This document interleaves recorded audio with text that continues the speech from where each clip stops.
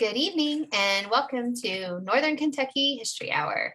Thank you so much for joining us this evening. We're just going to let everyone in who's joining us via Zoom, and then we will get started. Thank you so much for joining us tonight.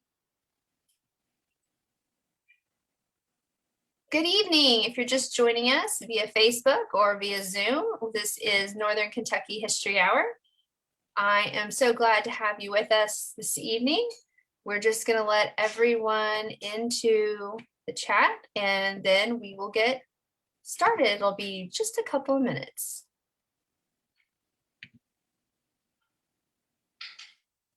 All right, perfect. Well, hi everyone.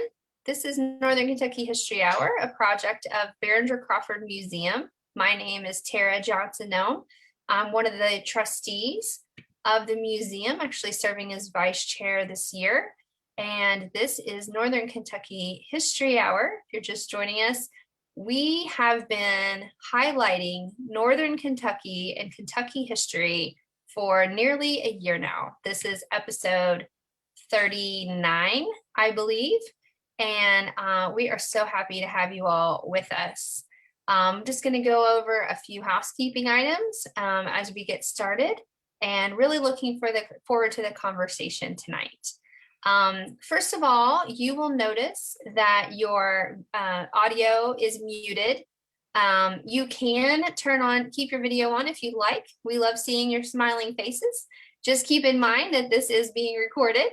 But just because you're muted, we do want you to participate. If you're joining us by Zoom, we would love for you to write any questions or comments that you have in the chat.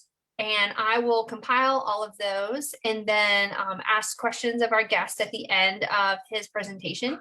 If you are joining us through Facebook Live, you can add a comment or a question in the comment section, and I'll be monitoring that as well. Either way, we'll make sure to get your question answered. Also, I want to say a couple of quick thank yous. Behringer-Crawford Museum is supported financially by the City of Covington, Kenton County Fiscal Court, ArtsWave, the Kentucky Arts Council, the Northern Kentucky Sports Hall of Fame, and the Carol Ann and Ralph V. Jr. U.S. Sorry, let me say that again. The Carol Ann and Ralph V. Hale Jr. U.S. Bank Foundation. We are so grateful for their support, and we are grateful for our members. If you, I see so many names in the participants list who are members of the museum, and we are so grateful that you have stayed with us, especially in these very trying times in the last year. If you're not yet a member, we would love for you to go to bcmuseum.org and find out more about becoming a member. You can also just call the museum and find out. And the museum is open right now, a little bit limited hours, but we would love for you to stop by. So you can also go to Facebook or our YouTube channel and find out more. We also have a lot more virtual content.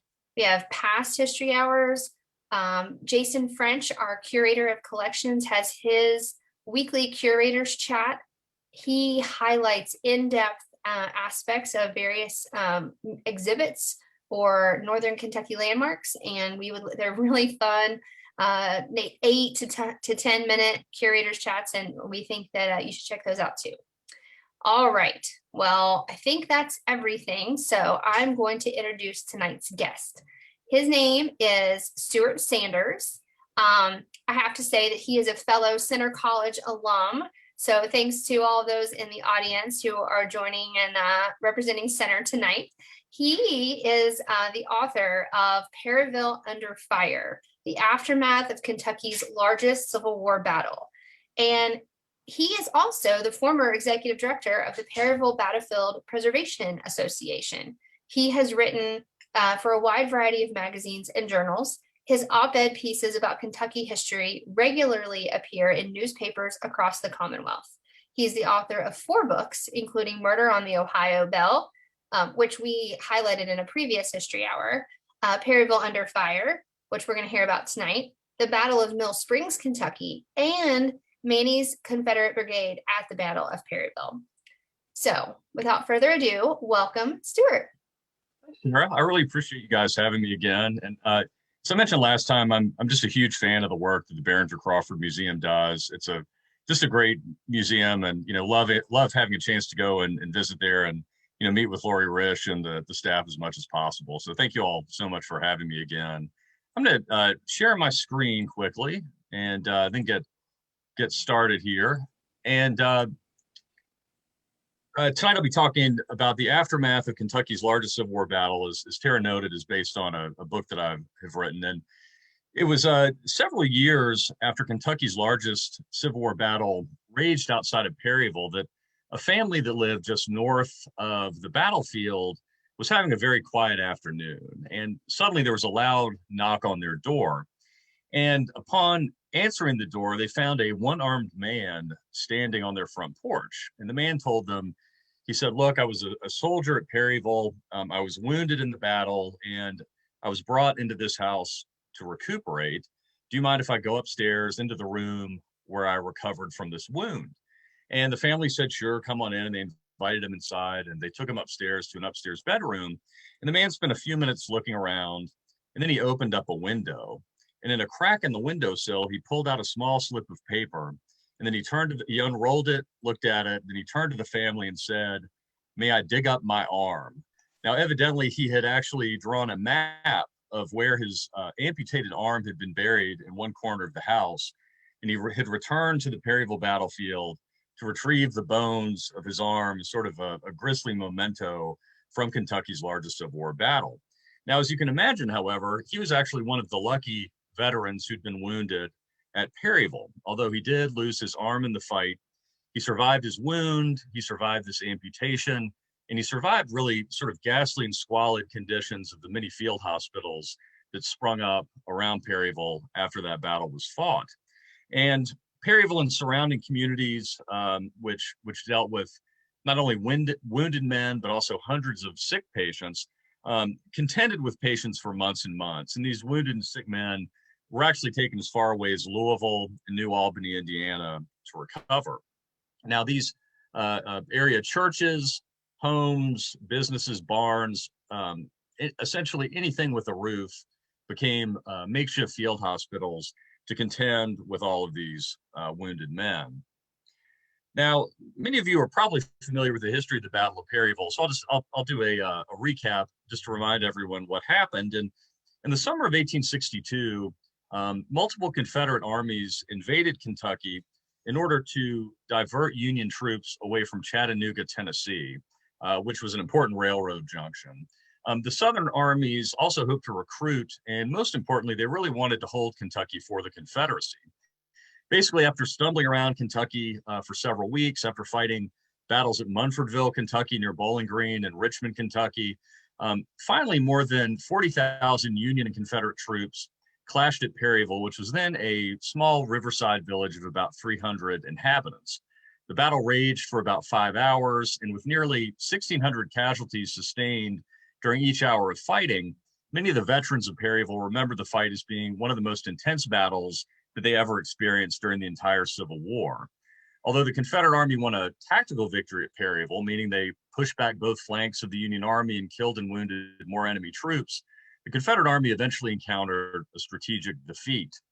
On the night of the battle, they learned that tens of thousands of fresh Union troops who'd not been engaged in the fight were ready to fight the next day. So facing superior odds, the Confederates ended up leaving the area, leaving most of their dead and many of their wounded men on the battlefield as they fled Kentucky. And the Confederate Army, who were really disappointed over a lack of recruits in the state, they had been sort of told that if they held Kentucky, that thousands of men would rally to the Southern banner.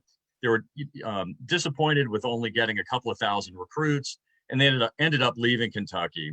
For the time engaged, casualties were really severe, though. Again, I mentioned, there were 1,600 casualties sustained during each hour of fighting. There were more than 7,500 men who were killed and wounded in the 5-hour fight. And several of the regiments that fought at Perryville actually lost roughly 50% of their strength.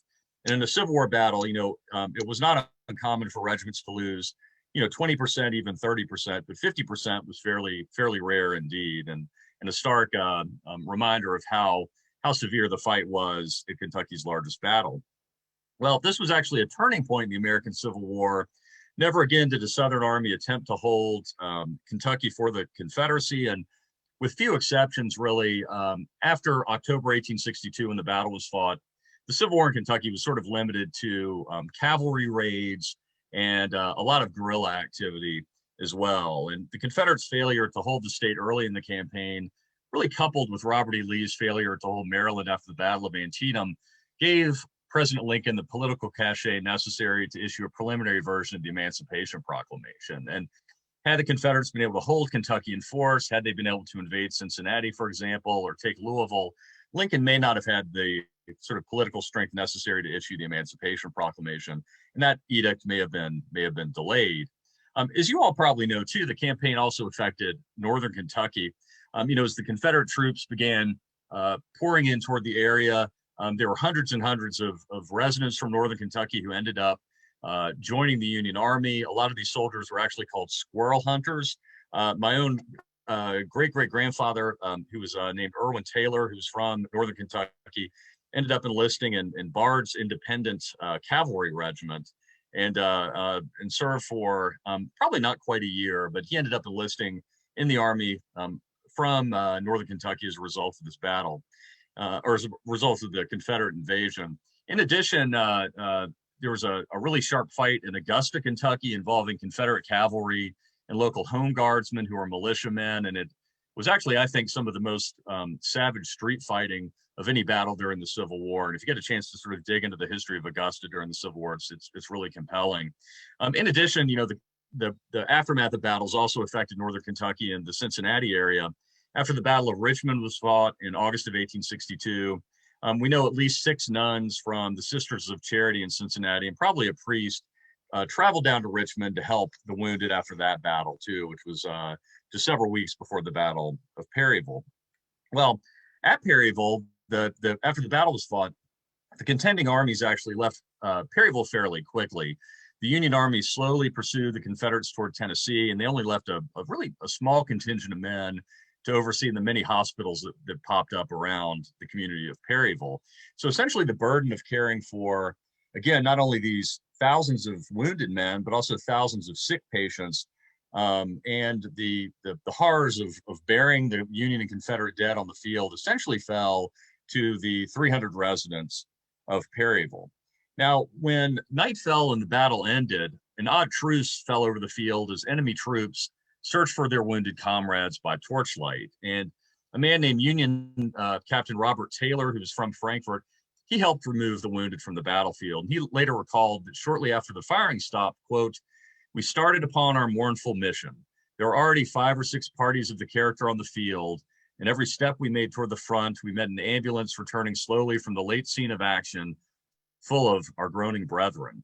Confederate Private Sam Watkins, who's shown here, and many of you may know his name if you if you've ever seen the Ken Burns Civil War documentary. You know that Sam Watkins is quoted a lot through that documentary that aired on PBS starting in the 1990s.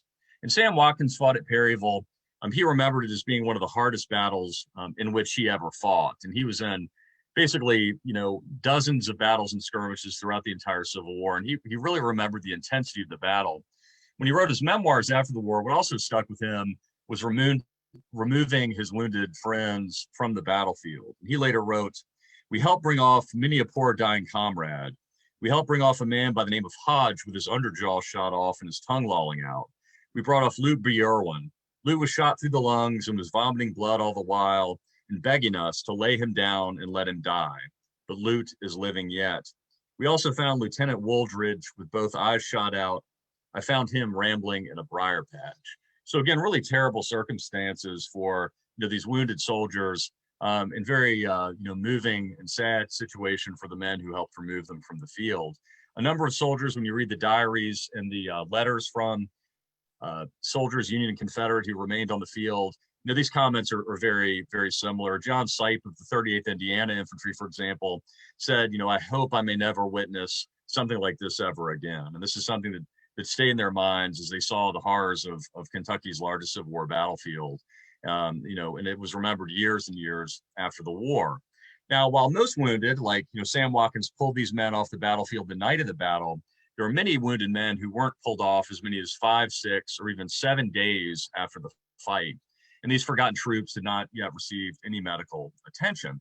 And by mid-October 1862, about a week to 10 days after the Battle of Perryville, there were more than 2,600 Union and Confederate wounded filling Perryville hospitals.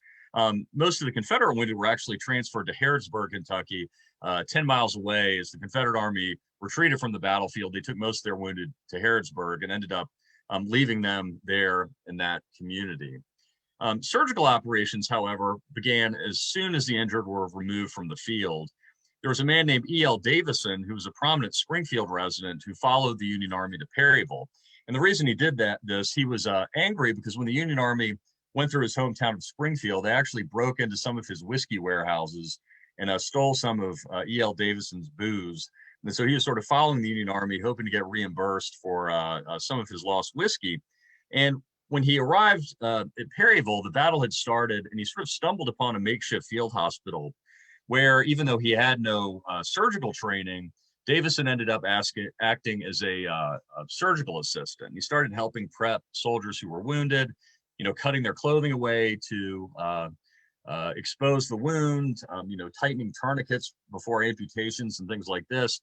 And this was a really rude awakening to civilians who essentially stumbled onto this battlefield. When Davison was prepping one soldier who had a knee wound, his minister from Springfield, the Reverend Miles Saunders, essentially arrived to help.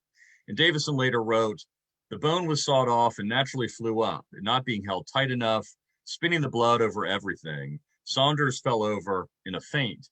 So again, for these civilians who never witnessed anything like this before, the battlefield was pretty terrible for these men and women who saw this sort of violence for the first time. And essentially, the battleground presented terrible scenes for those who toured the battlefield. But curiosity drove a lot of civilians to actually tour the battlefield, and they described seeing, roads and pasture land just strewn with clothing and muskets and dead horses, and really anything you think that went with a Civil War battleground.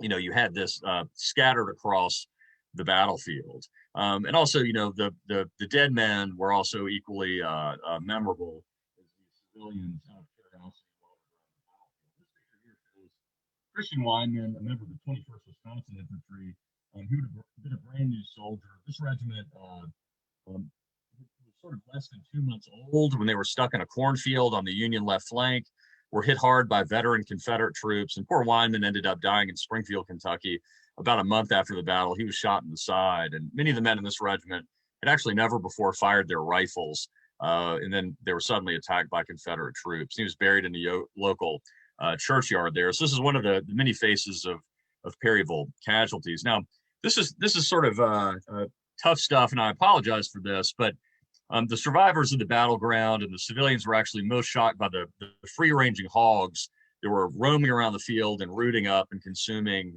bodies out of shallow graves. And even though soldiers had piled up fence rails to protect the corpses, the crude barricades were not effective at all. There was a soldier of the 88th Illinois who was appalled when he saw these dead soldiers surrounded by rails, but he knew that this was done, quote, "so as to protect the remains from being attacked by the swine that prowled in the woods.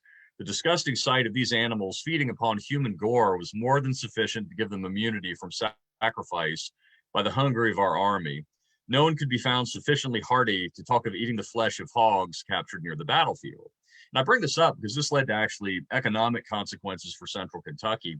After the Battle of Richmond, Kentucky, fought in August of 1862, and the Battle of Perryville, fought in October of 1862, you had similar circumstances where hogs were essentially rooting up graves.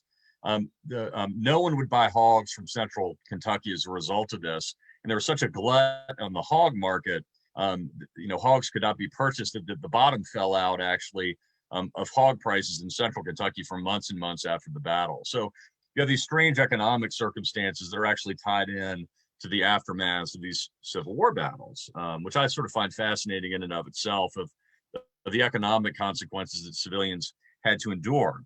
Now, this is a great image of Main Street, Perryville, taken after the Civil War, but all of these buildings would have been field hospitals crammed with wounded and sick men after the Battle of Perryville.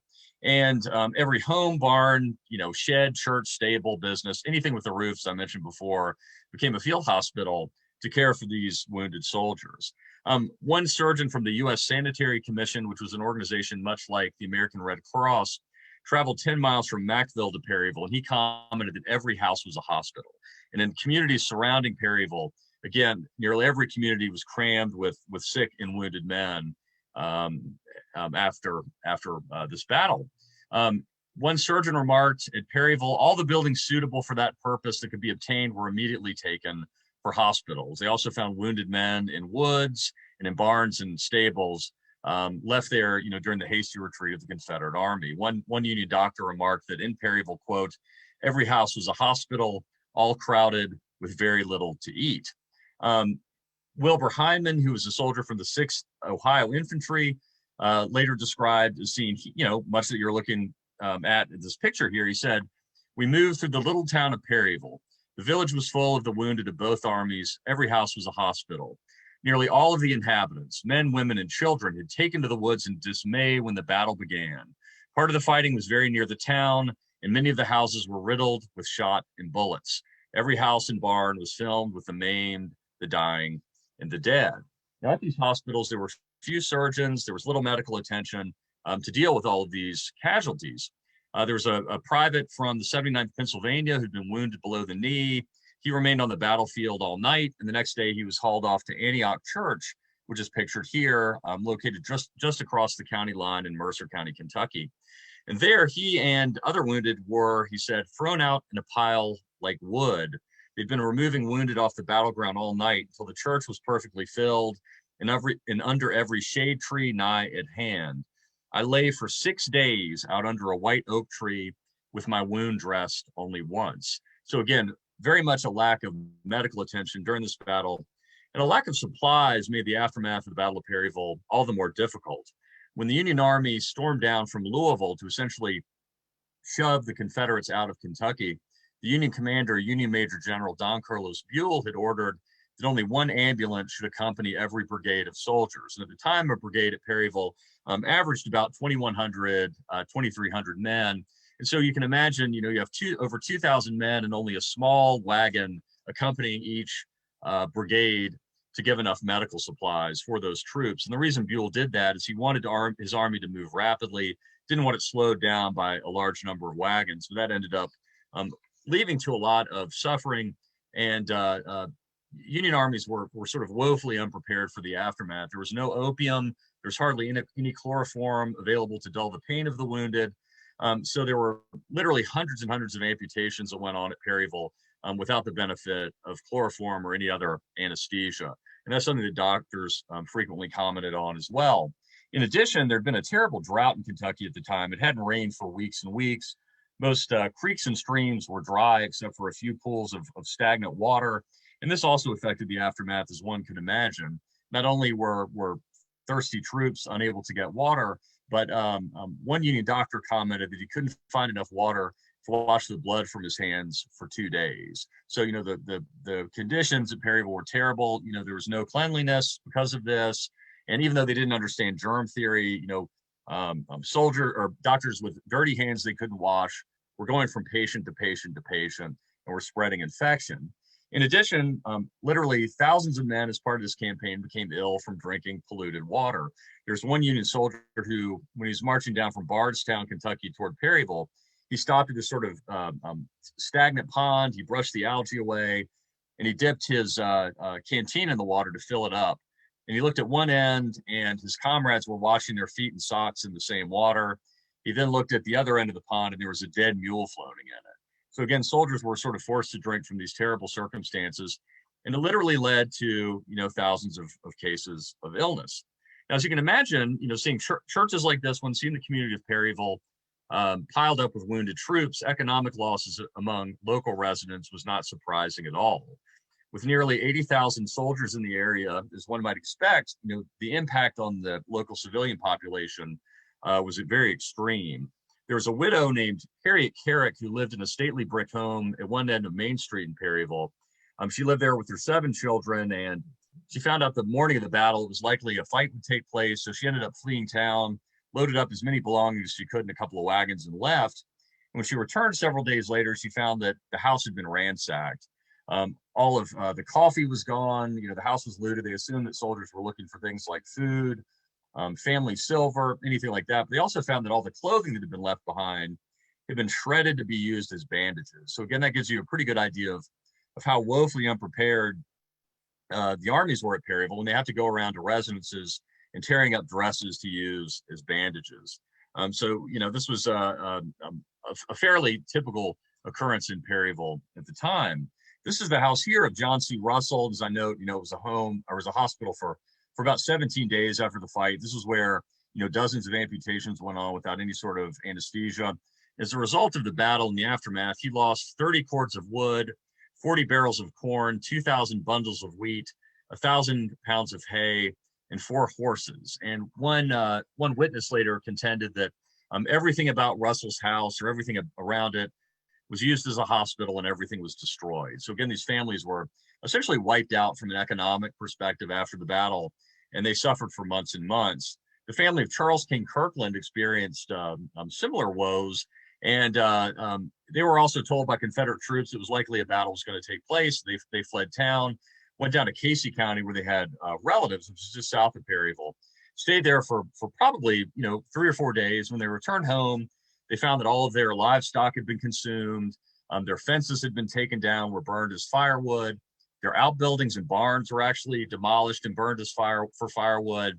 And they found that every piece of furniture in the house had also been broken up and burned for firewood, except for a cherry dining room table that had been dragged out in the front yard and was used as an operating table, you know, probably for several days. And, you know, the table was completely blood soaked when they got home. The family tried to live in this house, but the next time it rained, the severed arms and legs from the amputation pit actually stuck out of the shallow hole where they'd been buried. And Mrs. Kirkland decided that was enough. She refused to live there anymore. She went back to Casey County, Kentucky, and ended up moving there. And to this day, there's still Kirkland descendants who live in Casey County. And so essentially the Battle of Perryville permanently displaced at least this one family that never returned to live in Perryville. So even though hundreds of families were affected by this battle, perhaps none suffered more than Henry P. Bottom, who's a local cabinet maker and justice of the peace. He was 47 years old at the time of the battle, and he owned most of the land upon which the battle was fought. And he also was one of the men responsible for burying most of the Confederate dead. And this picture of him shows him at the age of 90. So you can see, you know, certainly a face that has experienced much tragedy and much turmoil in his life. And really, you know, like locusts, the soldiers swept his ground clean. And, you know, I note here the incredible amount that he lost as a result of the Battle of Perryville. He had a barn just above his house, which is still standing on the battlefield. It's privately owned, still has bullet holes through the walls. But his barn was struck by an artillery shell, burst into flames, and he ended up losing all of these items. Again, 8,500 pounds of pork, 4,500 pounds of bacon, 22 tons of hay. And he tried during his lifetime to be reimbursed for these lost goods by the federal government, never received a penny, unfortunately, for him. And, you know, what Bottom's family survived, or what Bottom went through, is actually well described by a 12-year-old boy named William Caldwell Mccord, who lived in Springfield, Kentucky at the time of the battle. Mccord is a very rambunctious young man. When he heard that a battle was taking place, you know, roughly 10 miles away, he strapped a Colt revolver under his coat, and he mounted his horse, who was named Flash, and rode to the battlefield by himself. And what he saw actually gave him nightmares for weeks and weeks, as you can imagine. He first stopped by the Henry P. Bottom house here. This is, again, it's a private residence on the battleground. Still looks much as it did in 1862. And when the young William Mccord went by, he actually described the house and what he saw there. He said that he first saw what real war was like. And he ended up writing later, he said, "The building was an old frame house with a long porch the full length of the building. A large hospital tent was erected in the yard with ordinary tents at different places.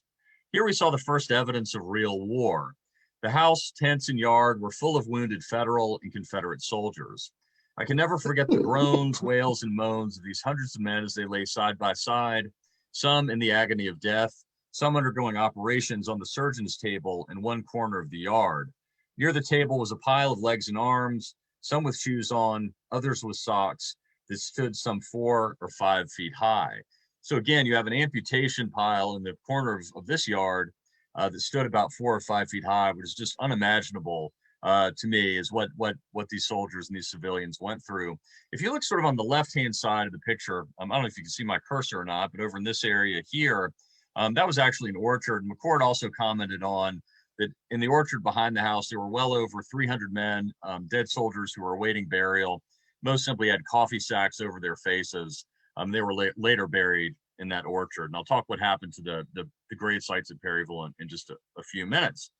But again, just as homes and farms were commandeered as hospitals, just as Henry P. Bottom's house was taken over by local doctors, just as, there's still a door that was in this house that is still bloodstained today because it was taken off its hinges. It was used as an operating table.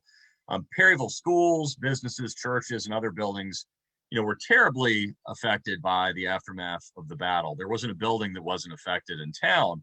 This shows the Ewing Institute, which was a very prominent school. It was an all-girls school that had been in operation since the 1840s. And during the mid-19th century, Perryville was actually renowned for its education of young women. There were multiple small private schools, the Harmonia College, the Ewing Institute, and several more.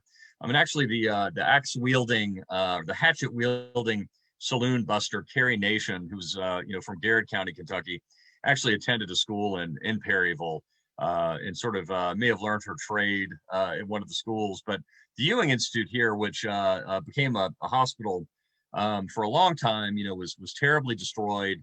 Windows were broken out to ventilate the hospitals. The fencing was burned. Interior plaster was ruined. Books were burned. Shutters destroyed. Desks damaged. The list of damages just goes on. And this school was actually a hospital for more than 5 months. So, after the battle, again, you have 5 months of your school being taken over as a field hospital, dealing with, dozens of wounded and sick men would have been crammed in here. Churches met with equal hardship. The Perryville Methodist Church, for example, had pews smashed for firewood. There were pews that were dismantled and were turned into coffins, for example. The pulpit was burned. The damages were severe in churches in communities surrounding Perryville and Mercer County and Harrodsburg and Danville, Springfield, Lebanon, Bardstown. The list goes on and on. One of the few churches that was not a hospital was actually the Episcopal Church in Harrodsburg. And that's because when the Confederate Army went through Harrodsburg, the man who was second in command of the Confederate Army was actually, he was named, he was Confederate General Leonidas Polk. He was also the Episcopal Bishop of Louisiana. And when he got to Harrodsburg, he posted a guard outside the Episcopal Church there and simply said the men need somewhere to pray, and he wouldn't let that building be turned into a field hospital. So that's probably one of the few buildings in Harrodsburg that did not become a field hospital as well. So you can imagine, with these private businesses, private homes, churches, schools, the entire community of Perryville, it took years and years and years for them to recover from damages. And in 1866, almost over 4 years after the battle, one local resident said everything looked old because it had still been so damaged by the battle. Now, of the communities that suffered as a result of the Battle of Perryville, Perryville suffered the most, but probably the next community to endure a lot was the community of Danville. And I love this picture here. It's an 1875 image that shows the Episcopal Church. The courthouse is over across from it. The Episcopal Church is here on the left, and down the street, you can sort of see the steeple of the Presbyterian Church, and then Center College is just behind that as well. And the community of Danville, located just 10 miles east of the battlefield, also dealt with thousands of ill and wounded troops. There had been some, foreshadowing that there would be chaos that would arrive as early as September 27th. A few weeks before the battle, several buildings on the Center College campus were actually commandeered by Confederate troops and were converted into field hospitals for sick men who could no longer march. Elizabeth Patterson, who was the wife of a Center mathematics professor, later remembered this presence on campus. And he later wrote, she later wrote that at night, the college campus would be lighted up by cheerful campfires around which the soldiers of the hospital would gather, sitting upon logs of firewood and singing rebellious songs such as Dixie. Now, this is sort of for Patterson and for, she was a Union supporter, but for Southern sympathizers, this would have been sort of a cheery scenario But this all changed after the Battle of Perryville, and these buildings were all converted into field hospitals. On October 13th, 5 days after the battle, the Union Army marched into Danville. And there's a great image that appeared in Harper's Weekly. It's basically this picture, but with hundreds of Union troops marching down Main Street in Danville. It's a great engraving. And when they reached the Confederate hospital at Center College, they actually evicted all of those sick rebel troops and sent them to the Danville Baptist Church to recover. And then the main college buildings at Center were used for field hospitals for Union soldiers. Now, since Tara and Katie Jo Kirkpatrick are all great Center College graduates, I'll talk a little bit about what the college endured here. This is an image of Old Center, the main college building. On the right is Orman Beatty, who was a chemistry professor at Center at the time. And when the college became occupied, or when this building became occupied, the only room that was available for classes at the time, they kept classes going, even though the entire campus became, full of wounded soldiers. They refused to end practice. Over on the far left side of the building, sort of obscured by this tree, was Orman Beatty's chemistry laboratory. And that's the one room in this building that was not used as a field hospital. The upstairs, the downstairs, the other wings were crammed with Union men. However, even though this was available for chemistry students to study, one soldier later wrote that they had to pass through a room occupied by one of the federal surgeons as what he called a dead house or a post-mortem room. So as these young men who were 15, 16 years old at the time were walking to class, they actually had to go by this post-mortem room to get to class, seeing dead bodies laid out before them in the room next door, which is just completely unimaginable. I think it probably wasn't post-mortem examinations. It was probably an embalming room at the time, because we do know that some Union soldiers who died in Danville were actually embalmed and then were shipped home to their various homes in the Midwest. In addition to, by the end of October, Danville resident Fanny Belle noted, she told her aunt, she said, "We have 3,500 federal soldiers and something over 100 Confederates in town. You can imagine what Danville's like with that much sickness. The courthouse, seminary buildings, every church and unoccupied house, private dwellings and all are full to overflowing." Now, at the time, in 1862, Danville had about, around 4,000 residents. So essentially dropping 3,500 sick Union soldiers, basically doubled the population of the town. Danville now has about 15,000 residents. So again, this would be the equivalent of about 12,000 sick people being dumped in Danville today. And the community couldn't handle it now, for example, and they certainly couldn't handle it in 1862. And, area resources were completely strained and driven to the limit. There were men who were suffering from measles, pneumonia, dysentery, and other sort of illnesses. The drought was also affecting Danville too. Water had to be hauled in from miles away from town. It was difficult for one surgeon, for example, to simply make a kettle of soup for wounded men who were crammed in the courthouse in Danville. Trinity Episcopal Church also suffered, and I showed that on an earlier picture. This is a great postcard, done after the war. But in this building, there were over 161 sick Union soldiers crammed. Windows were broken. The church was most distraught, however, because in February of 1860, there was a fire that swept through Danville and basically destroyed the entire downtown. And after the fire, this building, this great church, only two walls were essentially left standing. The congregation got together. They finally repaired the church, but it was in about August or September of 1862 when they reopened it. And then, just a month or two later, it became crammed with Union soldiers, which, completely left the congregation brokenhearted. One local resident said that she knew that the congregation was, quote, dreadfully distressed when it was used as a hospital just shortly after the congregation had gotten it fixed up. As you can imagine, mortality rates were very high in these sort of makeshift field hospitals.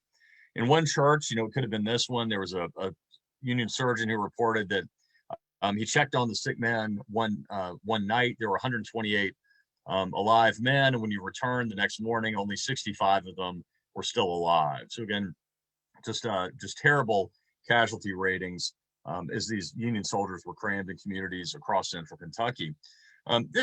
While a variety of diseases plagued the soldiers, rather, doctors said many of the men in Danville and surrounding communities were actually sick from typhoid fever, which we know is sort of a waterborne illness. It was illness and disease, as we know, during the Civil War that killed most of the soldiers. And the sad story of Colonel Curran Pope, who led the 15th Kentucky Infantry Regiment, sort of is emblematic of that story. Colonel Pope was from Louisville, a very prominent family, and he fought above Henry P. Bottom's house, that great old house that still stands on the battlefield. And he was actually wounded in what he called the fleshy part of his arm after his horse was killed. And he survived the battle, just thought it was a minor wound. He ended up sort of following slowly. Part of the Union Army is he slowly followed the Confederates out of the state. When he got to Crab Orchard, Kentucky, though, he started feeling sick, and he returned to Danville, where he went to a relative's home to recover. Sadly, he had typhoid, and he ended up dying of that illness as he, in a Danville home. And so again, you have this prominent Kentuckian who, even though he had great sort of political promise for the future, and even though he had sort of a very minor wound at Perryville, it was disease that ended up killing him in the end. Eventually, typhoid and other illnesses sort of spread around the community. One local resident told her aunt, quote, "The sickness is not now confined to the soldiers. Almost every family has some cases, not all dangerous, but all are complaining with the dreadful camp disease." So again, illnesses were being spread throughout the community. Elizabeth Patterson, the wife of this center mathematics professor, later said, "Not a day passed without one or more funerals. Several ladies of prominent families later died of this funeral or of this fever." Center's president actually also died of typhoid fever, typhoid pneumonia, several months after the battle. And it was said he essentially caught this after he'd been helping sick Union soldiers. So, as we know today, as illnesses sort of rage through the community, doctors from the Center College hospitals advise nearby residents to, keep their windows closed and to stay in their homes, especially in the back of their homes, to avoid disease. So, we all certainly know what it's like to be stuck in our homes to avoid illness. And again, I have great sympathy now, or even more sympathy now, for the residents of these communities after having sort of been shut away in my own home, in a sense, as a result of the coronavirus pandemic. So we all have sort of a small glimpse now into what these communities may have gone through. So many of the wounded soldiers who were left in, these communities, Bardstown, Perryville, Lebanon, never made it home. There's a local doctor in Perryville who said that hundreds of the wounded died every week. We know that from October 9th, 1862 until December 24th, 1862, there's at least one death every day. No one that we know of died on Christmas Eve, but the deaths continued.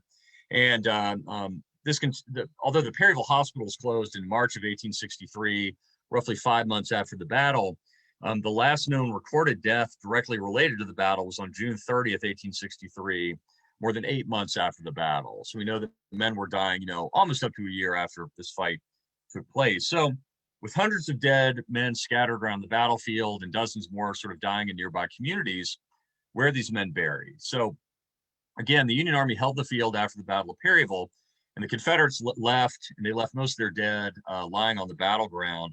The Union Army, however, refused to bury Confederate bodies because they were angry over the fact that Confederates, the night of the battle, were sort of looting through the pockets of the Union dead. They thought that was disrespectful, so they refused to bury the rebel casualties.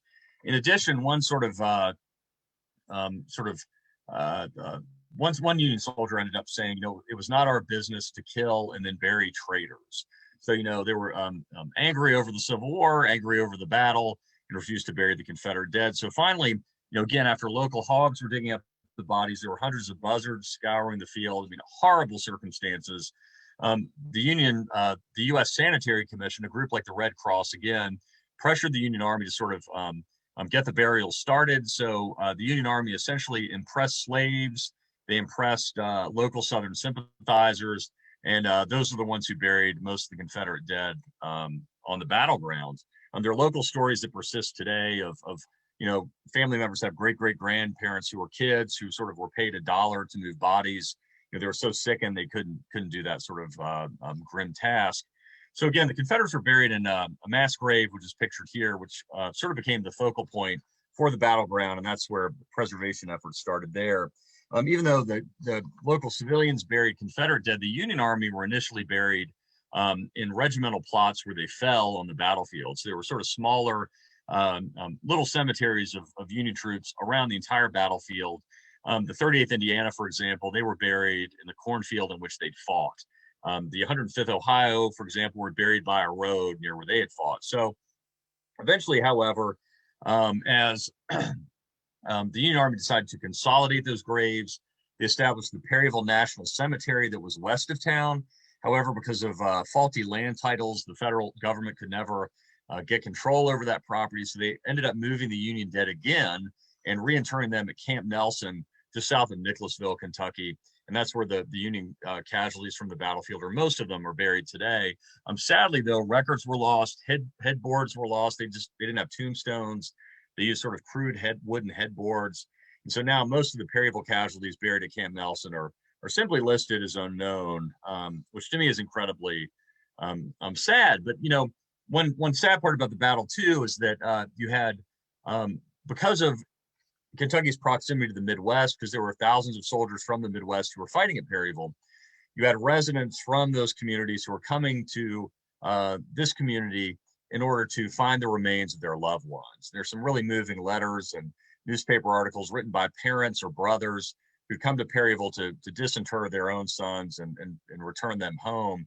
And there's one moving letter from an Ohio man who went to Perryville to find his son, and he wrote a letter to the editor home, basically describing where to get coffins, where the graves were located, which man was buried in which grave. And it was sort of, despite his own grief, was giving other families directions how to retrieve their son's remains, just to make that task much easier on them. And that's probably one of the most moving letters to me as a result of the battlefield. So again, with these unknown burials, it's difficult to track casualties. And today I essentially think of Perryville as one vast cemetery. I'm sure there's still graves located on the field, despite this mass Confederate grave. And so when I worked at Perryville, sort of coordinating preservation efforts there, you know, not only did I look at it as a historical resource where, you know, the state's largest battle took place, but I looked at it as one large cemetery too, because they're bound to be men who were buried all over the field. So to me, though, the sort of in conclusion, the moment, this shows the fight on the left flank. You look down at the bottom right, there's a little fence you can see here, and the 105th Ohio that had fought up on this ridge. This is sort of along that fence line is where men were buried from that regiment, for example. This shows the 21st Wisconsin engaged in the action on the cornfield in the left flank. But for me, one of the most moving stories about the battle had to do with Henry P. Bottom, who's sort of, you know, a withered face I showed you before at the age of 90. He was 47. He was my age when the Battle of Perryville was fought. And he ended up dying at the age of 90, never received a penny in reimbursements from his lost goods that he suffered from during the battle. And when his family members, after Henry P. Bottom's death, tried to get reparations from the federal government, tried to continue that case, they interviewed Henry P. Bottom's personal physician about how Bottom was affected by the battle. And so they asked, you know, did Mr. Bottom ever recover from the Battle of Perryville? And the attorney who was asking that question was actually looking for an economic answer, but Henry Bottom's physician put sort of a psychological spin on it. When asked, did Henry Bottom ever recover? His doctor said, no, sir, he never did. He was broken in spirit from that time on until he died. And again, he had roughly, 45 more years of living, sort of probably PSD from enduring Kentucky's largest battle, enduring sort of burying dozens and dozens of Confederate dead, and watching his home essentially be wiped away as a result of Kentucky's largest battle. And that's why I think, it's these forgotten casualties like Henry P. Bottom, who, even though they lived, were forever affected by this battle. That's why we need to remember it. That's why we need to preserve Perryville and sort of remember all of those sacrifices. So thank you so much for having me tonight. As I mentioned in my newest book's Murder on the Ohio Belle, which I talked about to this group earlier, and just wanted to mention that too. But thank you so much for having me. I'd be happy to answer any questions. Wow, what a moving story. And like you said, it's clear that the battle affected so many people and so many communities in central Kentucky long after the battle was fought. So important for us to cover that. I was wondering, I know you covered some details kind of at the beginning of the presentation, but just as a quick reminder, because we have got a question in the chat, can you just kind of go over again and I know you said it's a little bit tricky with record keeping and everything, but about how many people do we think were fighting in the battle if we know that about 7,500 were either killed or wounded? Correct. Yeah, so the battle, which again lasted 5 hours, it pitted um, roughly 17,000 Confederate troops versus almost 20,000 Union troops. However, there were about 40,000 Union troops who were west and south of town who were never engaged in the fight. And the reason for that, as the battle raged north of Perryville, these troops west and south of town never heard the battle taking place, even though they were just a few miles away. There was a strange atmospheric phenomenon called an acoustic shadow. And because of the wind direction, because of the rolling terrain, many of the Union troops only heard a few scattered shots, despite the fact, well over 30,000 soldiers were fighting just a few miles away. Union General Don Carlos Buell, his headquarters was west of town in sort of a house in a ravine. He heard a few scattered shots, and his reply was, "Tell those men to quit wasting that powder." And it wasn't until late in the battle that he learned that his first corps, basically his left flank, was being completely overrun. He then sent a few brigades in, roughly 4,000 men as reinforcements, but it was much too late. Moreover, those reinforcements that went in suffered terrible casualties as night was falling. Confusion was erupting amid the Union lines. The 22nd Indiana Infantry Regiment suffered nearly 70% casualties as they were sort of thrown into the fight late in the day, were overwhelmed, and were sort of outgunned. And so, terrible, terrible casualties toward the end of the battle. But again, those are the numbers. We know that, out of those 7,500 men, probably roughly, I think the Union Army lost about 895 men killed. So, 900. The Confederates lost about 600 killed outright. We figure of the remainder wounded soldiers, probably about a fourth of those, 1/4 of those ended up dying of illnesses or disease, at least, I would bet, after the battle. Wow. That's just hard to even get my head around those numbers. And those numbers even in those towns today, let alone those towns at that time when they were significantly smaller. I have a couple of additional questions, if you don't mind. Sure. One of the things that you kind of touched on it about the situation with the Union soldiers not wanting to bury some of the Confederate dead just because of the dynamics. But I was kind of curious about, so if you had homes and churches and schools where these individuals were going for treatment, was there any kind of like, this house or this place is going to be for a Union soldier versus this house or this place is going to be for Confederate? Yeah, that's an excellent question, actually, because they were sort of segregated by their side. So, in 90% of the instances, Union Confederate soldiers were kept in separate buildings. So there was the one difference would be that I've been able to find was there was in Danville, if you're familiar with Danville, there's Constitution Square Park, which is right downtown across from the great Burke's Bakery. If you ever come to Danville, grab a donut at Burke's. But that used to be the site of the Danville Presbyterian Theological Seminary, which was it was a huge school during the 19th century. It was managed by the Center College Board of Trustees. And in that building, which is where the Constitution of Kentucky was actually written, the building, unfortunately, is no longer standing. It was a huge two-story kind of old courthouse building. That's the one building I've been able to find where they had Union troops and Confederate troops in the same building, but they were kept in different rooms. So there aren't really many stories about Union and Confederate troops kept together. There was one instance in Harrodsburg where most of the Confederates were taken, where there was at least one wounded Union soldier who was on a porch with a bunch of Confederate soldiers. They'd all been wounded, and the Union guy was sort of lying on the porch next to them. And a young girl came up and gave him sort of a basket of food and said, "This is for my mother. She wanted you to know that we support the Union." So even though, she's surrounded by all these Confederate wounded, they're sort of trying to pay special attention to this one Union captain who'd been injured at the battle. But, he was one of the few Union troops who'd been captured by the Confederates, taken to Harrodsburg, and then was left there. But Harrodsburg, too, 1,700 residents in 1862, 1,700 wounded left there. I mean, how do you contend with those numbers? I don't know how these communities did it. And again, you're looking at 4 or 5 months after the battle, soldiers dying, soldiers recovering and going home. And one thing I found in the research too, is that the farther that soldiers could get away from Perryville, for example, the greater it seemed like their chance of survival was. But probably the reality of that was if you could get away from Perryville, your wound was probably not that severe. So I need to figure out, what's it's the causality, or I've forgotten the phrase, but, why was that? But we do know, again, as far as New Albany, Indiana, and Louisville, there were, hundreds of men who were eventually taken there to recover, from the Battle of Perryville. And I found just recently another letter from a Ohio man who was at Louisville, had gone down to basically get his son out of the hospital there to try to take better care of him.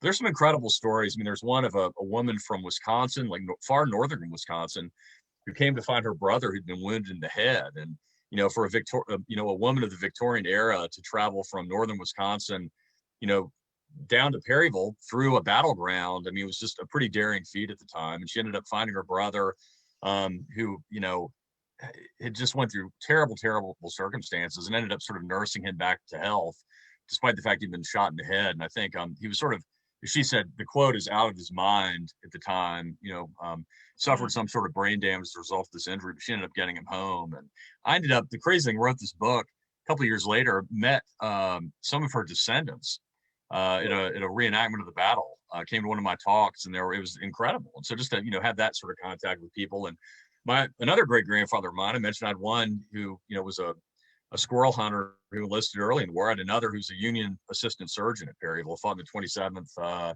He was an 1848 Center College graduate, ended up going to medical school at Transylvania University, and ended up becoming a Union surgeon. And so, part of my inspiration for this book was sort of trying to determine what he may have gone through. And did he go back to his alma mater, our shared alma mater, to sort of contend with sick soldiers? So, that was a little motivation for writing the book too. Wow. It's just amazing.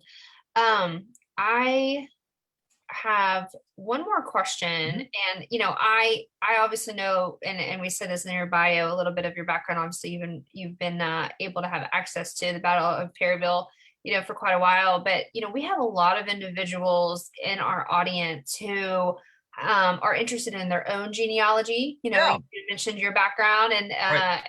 in your family, and I'm just curious, for everybody in the audience who's sort of interested in finding out those information. I'm pretty sure somebody in the audience mentioned, they might have had family that were in those Union reserves outside of town. Yeah. How do you recommend that somebody goes about, kind of finding information like that? Right. So, it's my day job. Actually, I work for the Kentucky Historical Society, where I'm director of the Research and Collections division there. And so our family history and genealogy and research library is actually, a great asset at the Kentucky Historical Society. But, if you know the name of a relative you think might have fought in the war, you can, come to KHS or go to your local library and get access to ancestry.com. You can do sort of census research and look in birth certificates and sort of track your line that way. But if you, there's a great, through ancestry.com, it's called Fold 3, FOLD, and then the number 3. And it's a online military record site. And we're really fortunate because all of the what are called compiled service records of Kentucky soldiers are actually digitized and are on fold3.com. And if you come to the Kentucky Historical Society or become a member of KHS, you can have online access to this, and you can look up your own relative. If you can find the name of the soldier, you can then dig in and see if he has a compiled service record and get a sense of where he served and where he was. If you can find out what regiment he was into, they're great regimental histories about nearly every regiment. You can find those on Google Books, for example. So there are a ton of resources out there, but it's great to start, at your local library, your local historical or genealogical society too. The Cincinnati Public Library for you guys is also an incredible asset. They do a ton of genealogy. The Boone County Public Library, the Kenton County Public Library. I saw John Bowe on here earlier. So I think, the Kenton County Historical Society too would be a wonderful asset. So, I mean, one thing I love about Northern Kentucky, sort of working for the Kentucky Historical Society, is that there is a wonderful network of local history organizations like Behringer-Crawford, like the Kenton County Historical Society. The list goes on and on and on. And, the participation during Northern Kentucky History Day that, used to be held at NKU and is now, I think, at one of the local libraries there. Is just an excellent event. So lots of great ways to find, your own roots and, find out were they at Perryville. There's, a good chance they were, considering there were, well over 80,000 troops in the area during the battle. That's awesome. Very helpful. I went ahead and put, just so everybody knows, fold3.com and the Kentucky Historical Society's websites in the chat. And we did have a question, and this is going to be our last question, unfortunately, about what your most recent book is about, Murder on the Ohio Belle. And so I was wondering, I know you put it up there for a moment, but do you have a Facebook page or any other place where if somebody wanted to find out more that they could do that?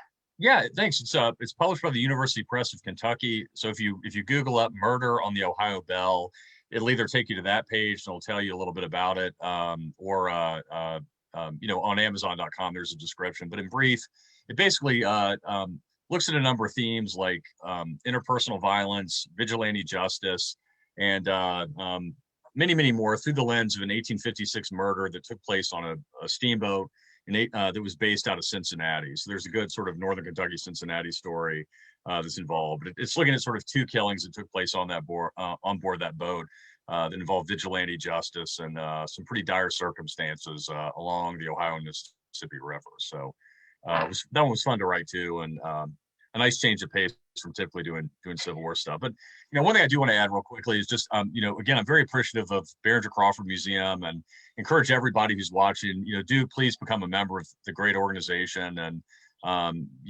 especially during just working at a large historical society, I know that organizations across the state have really suffered financially as a result of the pandemic and the inability to host in-person programs. So memberships are certainly very valued and very important as you guys advocate for these wonderful local history organizations in your own communities. So I really appreciate you all having me again. Tara, it's been a lot of fun. So thank you.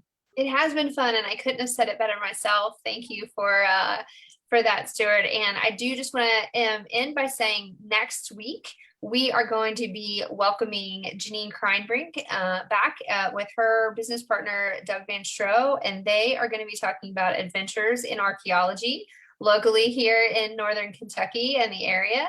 So we hope that you will join us again next week, same place. Thank you all, and have a great night. See you, Stuart. Thanks, everyone. Thank you. Appreciate you coming.